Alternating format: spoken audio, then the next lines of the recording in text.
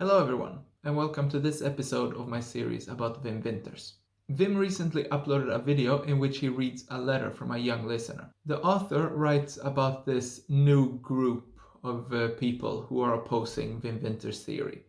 And since I am part of this group, I thought I would make a response video to it. What I like about this letter is that the author says that he or she started enjoying music once they discovered Wim's channel. And I don't have anything against that. If you enjoy music because of me, or because of Wim, or because of anyone else, doesn't matter. If you enjoy music, you enjoy music, and that's the most important. But then the author starts with some arguments about, this group of people, and I can't say I agree with them. It's about how we don't actually have any proof, and that we're sort of binded to concert timings, and that we don't have any common sense, and that we are incredibly mean to the inventors. As I said, the author writes that the only proof we actually have are concert timings, which simply isn't true. We have exactly the same evidence as Wim has. The only difference is that we keep reading the sources when he stops reading them. He, for example, recently made a video about Liszt. It was called Liszt is a charlatan or something like that, in which he finds this book where the author writes that Liszt plays in three ways. One is, how the composer wants it, one is how Liszt wants it, and one is how the audience wants it, and this is like a charlatan. There he stops. The book, however, continues that Liszt then confesses that this is wrong and that he since stopped doing so. But Wim somehow forgets to mention it.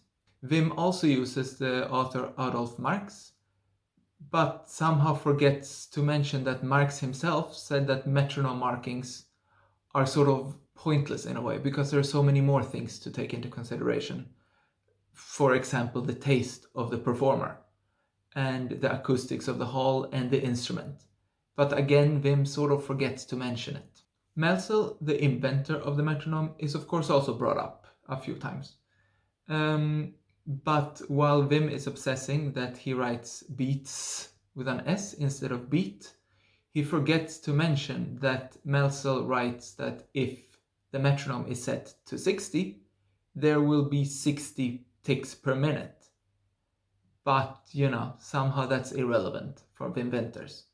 And whenever this is brought up, he makes up the metric second that has never ever been mentioned. But, we're the one without evidence. So it's a little bit cheap to say that we only have concert timings. But we do bring them up, and I bring them up partly because they're sort of solid. If a concert starts at 5:30, for example, and ends at 7, you can't say that, yes, well, this piece takes 5 hours, even though it was part of a, concert from 5:30 to 7. The other reason I bring it up is because the Godfather Lawrence Guardian uses this as the sort of one argument against double beat. That if we have timings that says a performance of a piece takes this long from a starting time to a finishing time, that's sort of the end of it for double beat. But again, Wim doesn't bring that up. Answer what you take on that. Ich denke, diese Einwand gegen die metrische Theorie ist sehr ernst zu nehmen oder sehr schwierig. Dauerangaben scheinen doch völlig eindeutig. Also wenn ich sage, das Konzert begann um 7:30 und dauerte bis 9:30, dann wird kein vernünftiger Mensch auf die Idee kommen zu sagen, ja, das könnte bedeuten, das dauerte 4 Stunden. Ja. Also Then he goes on about how rude we are. And yes, we are. Sure, I admit that. But maybe ask us why we are the way we are then. Many of us have been shadow banned by Wim Winters. Simply because he ignored our questions. Then if we ask questions and the only answer we get is watch all of my other 700 videos or more research is needed, but, not from his side, but from our side, then of course you get a little bit agitated. And then once we start pointing out the flaws, we get shadow banned. Recently, there was a follower of my channel who just asked Vim a question, and then, he was shadow banned too. The problem is that he sort of half agrees with Vim. Maybe not on the evidence, but on the sort of music as a whole. And he got shadow banned just for asking a question. And then it's a little bit weird to call us the rude ones.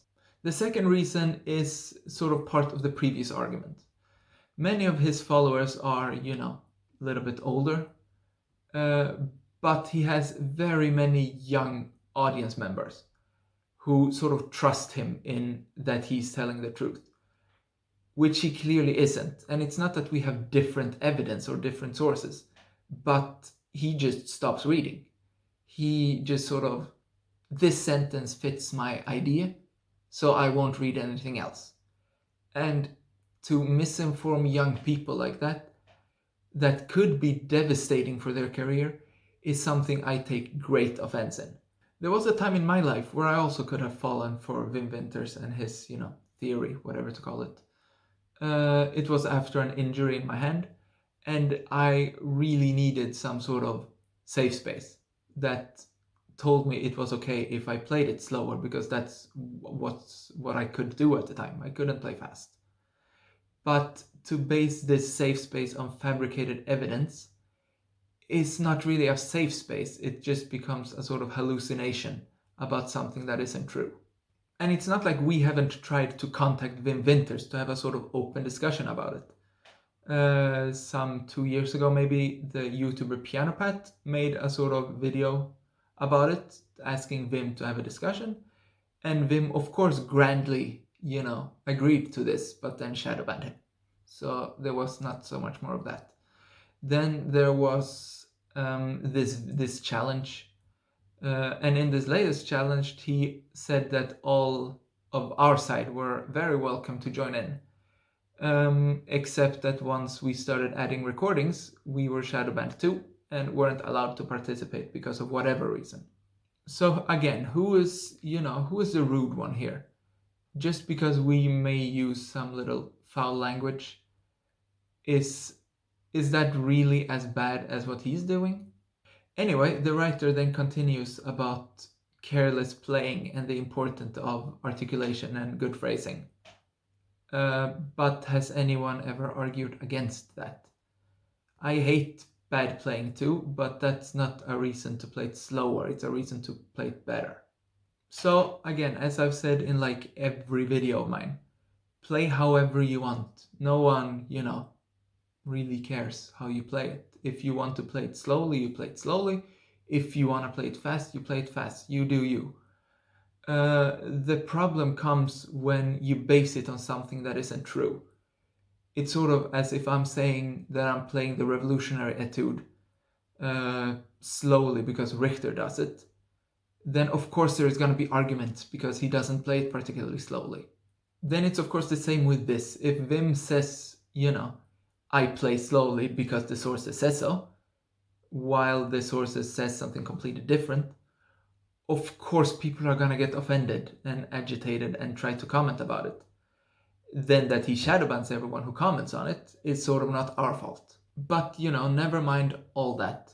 Both the author and Wim keep saying how the music speaks for itself. So just let it speak for itself. Don't make a lot of made up evidence that, they aren't that difficult to debunk. But, you just need to find the book and turn the page, and then, it will say pretty much the opposite of what Wim said. And if Wim truly would let the music speak for itself, this wouldn't be a thing. I wouldn't, make videos like this, and neither would Pianopat, neither would anyone else, because it's not our business. It's not our business if he likes it, slower than average. That's fine. There are people all the time who likes it differently. Glenn Gould liked it differently, and no one seriously argues against him. But it's about when he makes things up, then of course we're gonna comment on it.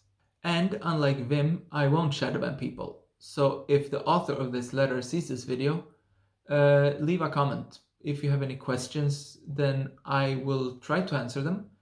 And if I don't, I'm sure some of the other people will. And, you know, we are kind. We're not mean people. Of course, it gets a little bit agitated if someone comes here and has their mind made up and just try to sort of troll. But I won't ban them. I'll show the evidence we have, and then we stop. We're only rude to Vim because he is rude to us. So if you leave a kind comment in a sort of normal way, we will, reply it in a kind and normal way. So with that said, I hope some of the other side will come and comment on these videos, and I will try to reply to them as well as I can. Thank you for watching, and I hope you have a great day.